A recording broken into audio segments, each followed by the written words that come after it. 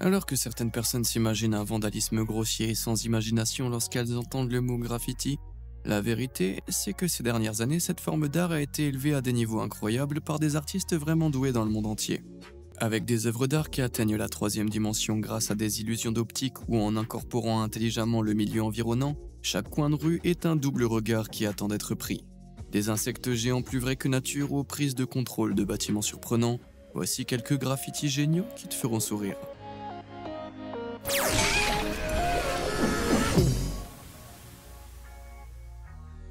Imagine que tu tombes sur ce bâtiment farfelu, semblable à Inception qui existe au coin d'une rue à Mannheim en Allemagne. Bien qu'il ressemble à un cauchemar d'architecte, il s'agit en fait d'une peinture murale en acrylique réalisée par l'artiste de rue italien Pitta.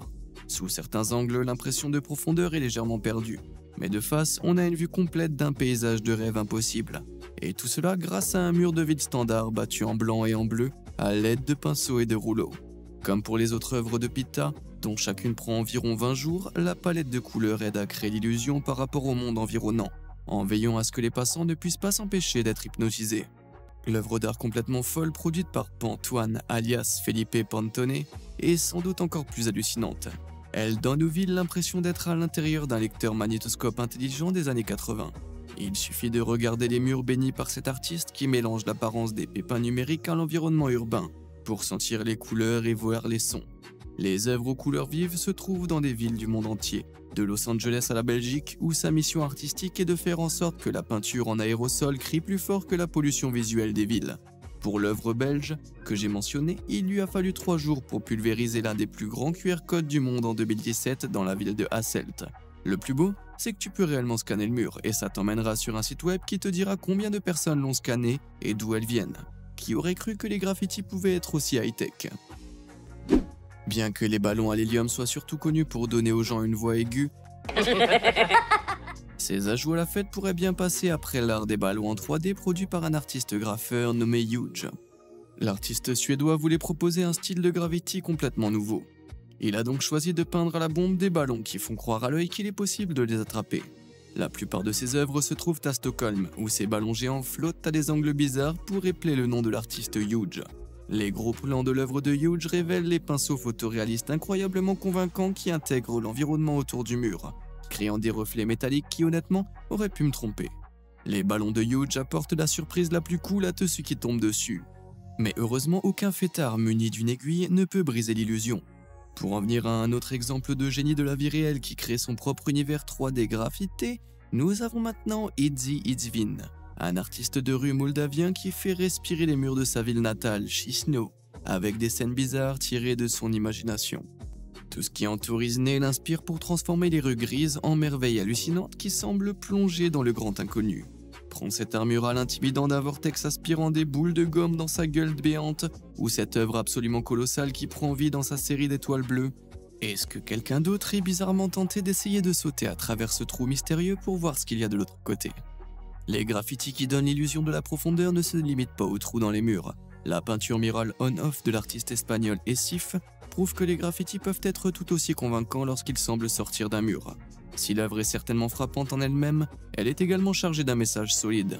Comme on s'y attend de la part de l'artiste qui produit des œuvres intelligemment commentatives tout en gardant le mystère sur sa véritable identité depuis plus de 20 ans, en transformant l'espace urbain en interrupteur, Esif souligne que le complexe d'appartements polonais qui y est rattaché est toujours allumé, ce qui met en lumière un problème que nous oublions souvent, la surconsommation d'énergie et le gaspillage en général dans la société. D'un autre côté, marcher sur cette route la nuit sans éclairage public ne devrait pas être un problème si le mur est toujours allumé. Nous avons tous dû gratter notre signature pour signer des morceaux de papier assez souvent, mais ce serait beaucoup plus excitant si nous signions tous notre nom comme l'a fait le graffeur portugais Villet. Villet troque le papier contre des blocs de ciment et un stylo pratique contre sa peinture en aérosol précise au laser. Et je suppose que tu peux dire que c'est sa signature pour rendre n'importe quel mur transparent. Dans des œuvres stupéfiantes comme celle-ci, le nom de l'artiste Villet ressemble à un trou découpé sur le côté du mur. Et les couleurs qu'il utilise sont parfaitement adaptées à l'espace abandonné qui s'y trouve, effectuant des démolitions non pas à l'aide d'une masse, mais par pure habileté.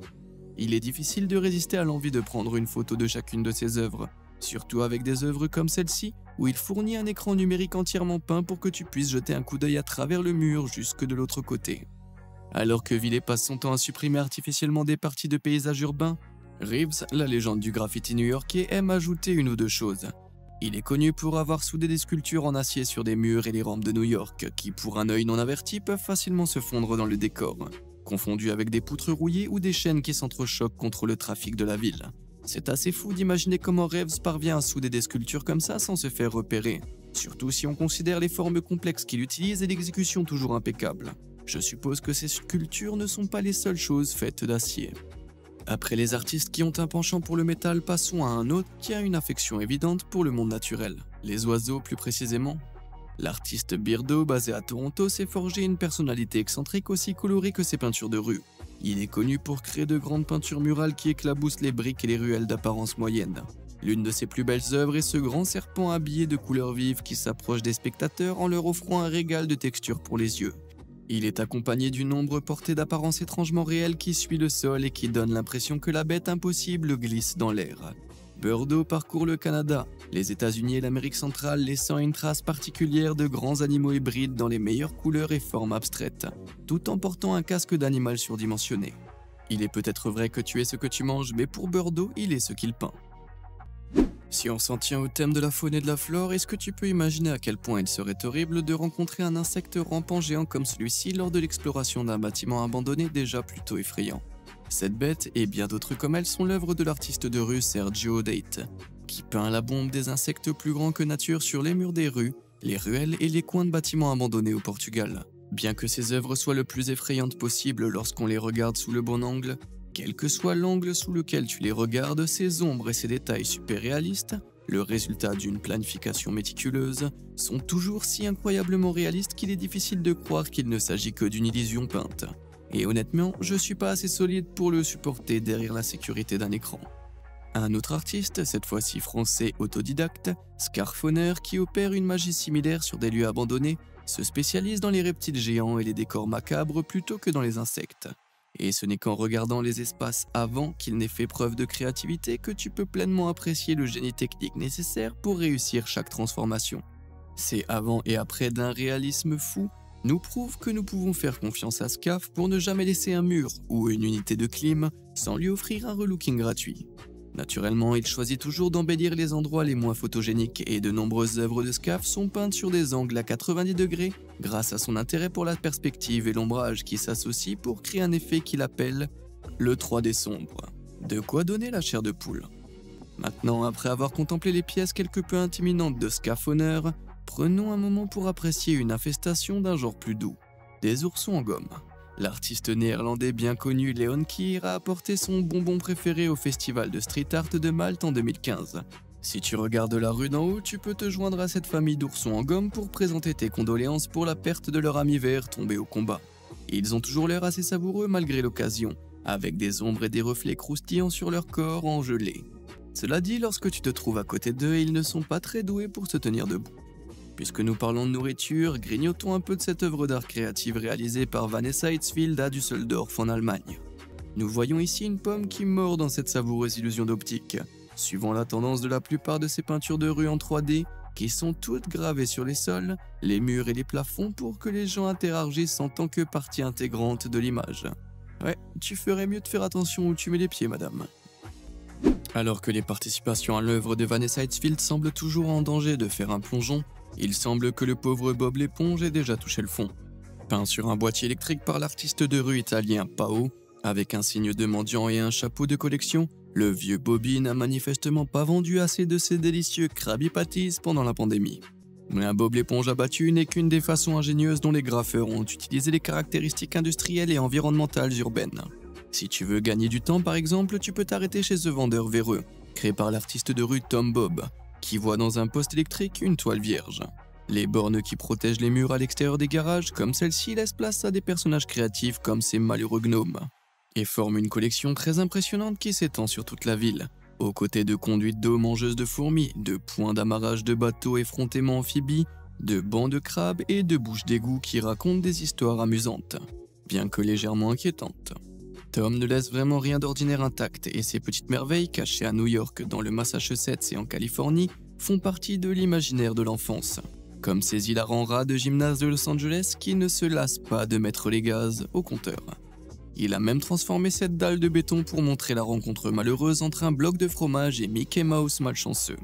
Ces dessins animés ne semblent pas avoir de répit, mais heureusement d'autres artistes donnent à leur sujet de dessin animé un peu plus de contrôle sur leur environnement, comme cette œuvre étonnante de l'artiste français FX, qui fait entrer le saxophone de Lisa Simpson dans la 3e dimension à l'aide d'un tuyau peint à la bombe d'or, de façon si réaliste que tu peux presque l'entendre. Ce plan d'action de Superman en style 8 bits réalisé par John Carl Green est encore plus percutant. Il utilise ingénieusement l'espace négatif d'une vieille rambarde en fer abîmé. Même lorsqu'il est construit à partir de fer fondu, Clark Kent est manifestement inarrêtable. En dehors des dessins animés, nous avons maintenant le pochoiriste norvégien Anders Genstad, également connu sous le nom de Stroke, avec ses œuvres photoréalistes multicouches. Stroke insuffle de l'étrangeté dans la vie des piétons de sa ville natale d'Oslo, en créant des œuvres à couper le souffle comme ces 3 hommes identiques qui escaladent d'un mur de blocs jaunes avec l'énergie des coureurs de parcours. Bien sûr, tout le monde se demande si les hommes sont en train de grimper ou de tomber. Fais-moi part de ta meilleure théorie dans les commentaires d'ailleurs. Passons maintenant à l'un des génies du graffiti les plus osés, insaisissable et à l'esprit sombre de tous, Banksy. Plus précisément ses œuvres produites lors de sa résidence à New York, intitulée Better Out Than In, mieux vaut dehors que dedans, en 2013. En gros, il a passé un mois à New York et s'est donné la tâche amusante de tenir les New-Yorkais en haleine en aspergeant les rues de graffiti frais tous les jours. Certains jours, il y avait quelque chose d'aussi sauvage qu'un camion rempli d'animaux en peluche couinant, et d'aussi spirituel que des pièces comme celle-ci dans son style de pochoir caractéristique, mettant en scène un chien urinant sur une bouche à incendie curieusement reconnaissable sur la 6e avenue, qui répond avec « You complete me », vous me complétez. Ensuite, nous avons un enfant avec une masse qui transforme une sonnette d'alarme en jeu de carnaval, et un couple de garçons qui font des bêtises approuvées par Banksy. Bravo à ces enfants pour avoir tenté de réaliser leur rêve recouvert de peinture d'aérosol. Ne dérange pas cette dame allongée qui se sent chez elle sur un lit d'herbe à Ose, en France. Ou est-ce juste ses cheveux? L'artiste de Ruvigny est à l'origine de ce chef-d'œuvre feuillu. Elle est connue pour incorporer des éléments du monde naturel dans ses œuvres généralement sous la forme de son personnage afro-rocker emblématique. La texture des cheveux naturels de son personnage change tout au long de son travail. Des petites étiquettes colorées peintes à l'aide de peinture polychrome aux lierres gonflées en guise de coiffure. J'espère juste que cette dernière ne lui donnera pas d'éruption cutanée. C'est une théorie qui fait ses preuves, avec suffisamment de café tout est possible.